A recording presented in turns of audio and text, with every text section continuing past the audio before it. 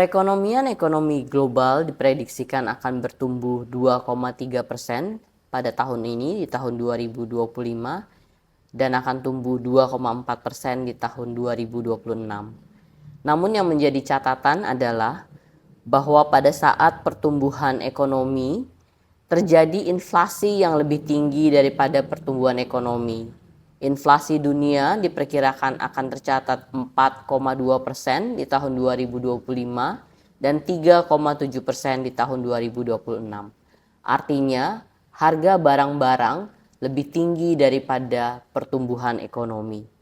Di ASEAN sendiri, perekonomian ASEAN diperkirakan akan tumbuh 4,6% di tahun 2025 dan akan tumbuh 4,3% di tahun 2026.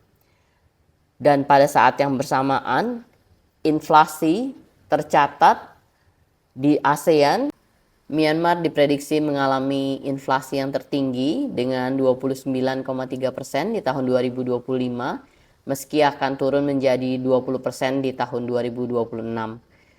Kemudian Laos tercatat 13,5% inflasi di tahun ini dan akan sedikit menurun 10% di tahun mendatang.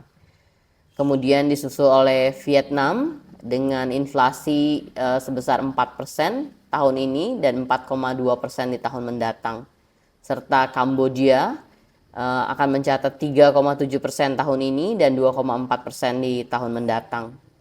Filipina akan mencatat 3% tahun ini dan 2,9% di tahun mendatang. Sementara Indonesia dan Malaysia diperkirakan akan mencatat 2% pada tahun ini dan 2,5% pada tahun 2026. Singapura dengan Thailand diperkirakan pada 2% di tahun ini dan kemungkinan justru akan menurun menjadi 1% di tahun mendatang. Brunei akan mencatat inflasi sebesar 0,5% tahun ini dan kemungkinan 0% di tahun 2026.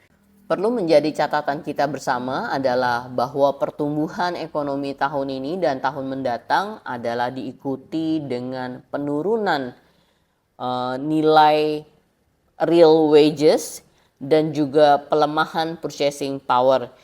Karena pertumbuhan ekonomi diiringi dengan penurunan dari gaji secara real atau pendapatan real, juga diikuti dengan inflasi yang lebih tinggi daripada kenaikan pendapatan.